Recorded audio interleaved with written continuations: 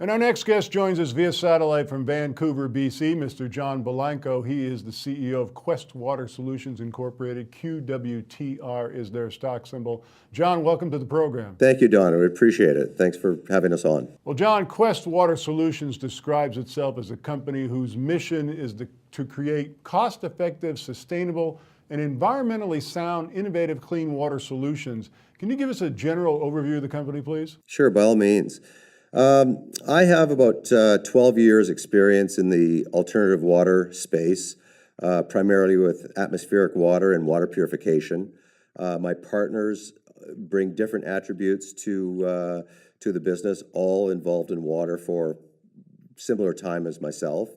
And as we got together and started looking at what's needed out there, and with the experience that we already had, we wanted to build a company that was able to offer alternative technologies.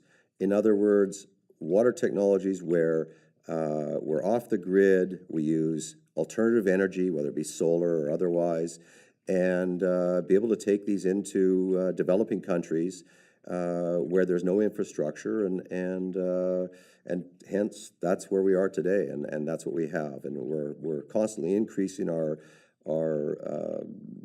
technologies. We're looking at, we can get into that, but we're looking at various additional technologies to what we have currently. Well, John, of course, the United Nations considers clean water supplies to be one of the biggest challenges to mankind. Would you mind commenting on that for us? By all means. The United Nations developed or announced the UN Millennium Development Goals in 2000. And those goals were set forward to reduce poverty in the world, specifically in developing countries. One of those objectives was to have the number of the population who have access to both clean water and sanitation.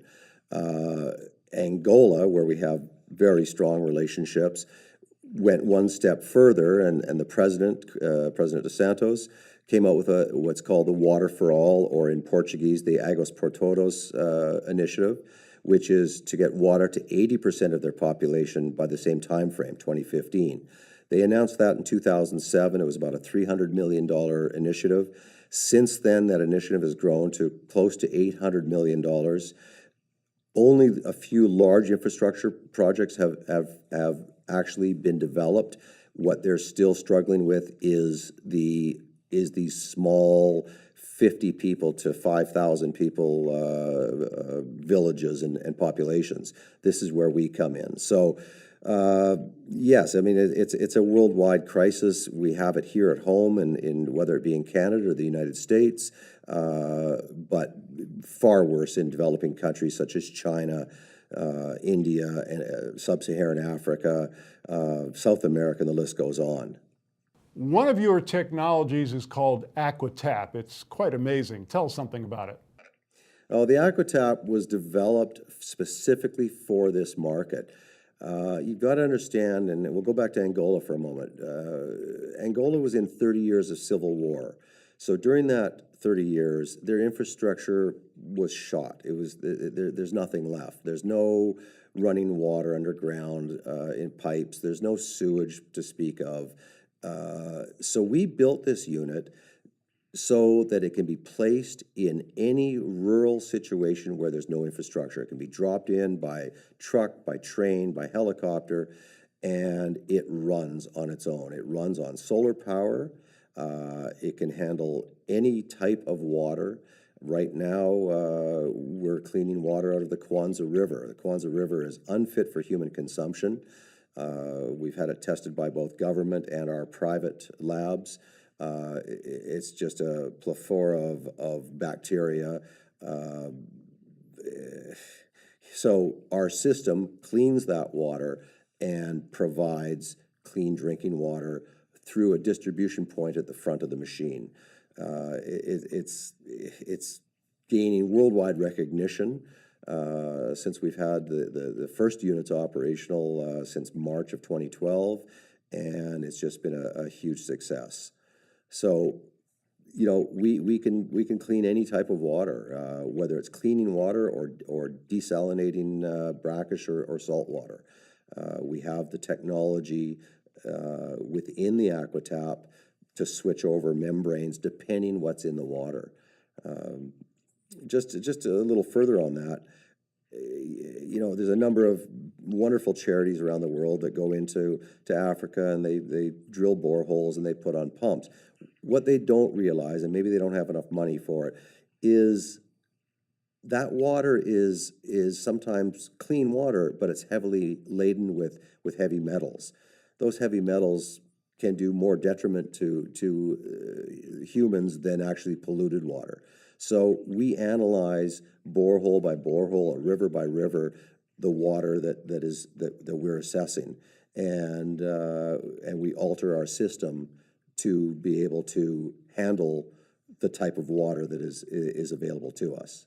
Well, as wonderful as AquaTap is, your other technology, frankly, is nothing short of incredible. It's a water extraction and purification system, essentially converting the humidity in thin air to clean water. Please tell us more.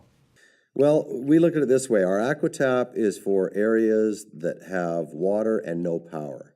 Our WEPS unit, our atmospheric water unit, is for areas that have absolutely no water and they have power. Good example, the Middle East. They've been living off desal water for years. They've got extremely high cases of stomach cancer from drinking salinated water. There's still a lot of saline in there. We ran a WEPS unit, gosh, I think it must be 20 years ago, in Abu Dhabi. It was on the Sheikh Zayed, who was the ruler of UAE. It was on his youngest brother's home, a villa of about 4,000 square feet. That unit ran for a year and a half, where he used the water for all inside, everything from bathing to drinking to washing his dishes, etc. And he used it outside for garden, for his watering his garden, you know, his fruit and vegetables. And after about 6 months, his first comment was, "It's unbelievable. He had never tasted such sweet fruit and food coming from his garden because of this pure water."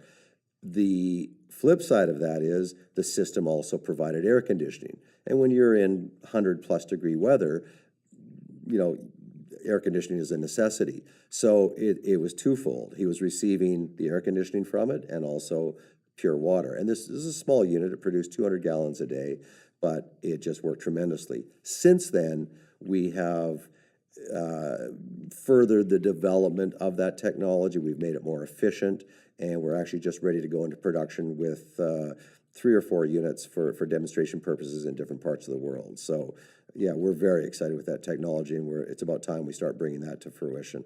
Once again, Quest Water Solutions, QWTR is their stock symbol. John, why is this a good time right now for people to take a closer look at your company? Good question. You know, we've got momentum. We've built relationships. We're working on receiving our first purchase orders here shortly. You know, we find that our investors that we talk to, and we get calls every day from our investors, they're a really unique group of people. Yes, obviously they invest because they want to make money, but we're finding more and more of those people are investing because they want to do good.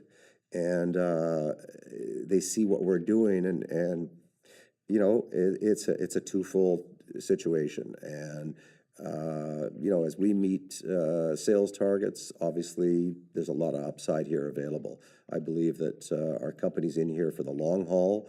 We're just beginning, but we're right on the threshold of making things happen.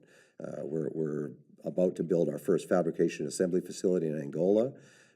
We have manufacturing facility and capacity in Mexico, ready to ship to our newest market, which is the Caribbean and Central America, through our partners in Boston, which we announced recently. But in the coming days, you're going to see a lot of very interesting news come out on the company, and I think we're going to be profiled worldwide in a number of publications. We've had a lot of requests for that. So I think it's really people that want to, you know, be part of a company that's doing something good for humanity. We've been talking with John Baillargeon. He's the CEO of Quest Water Solutions. QWTR is their stock symbol. John, of course, we're covering your company, be following you very closely over the next several weeks. Really looking forward to some of those updates that you'll be bringing to us soon. Thanks so much for joining us on the show. Thank you, Don. Really appreciate it. Thank you.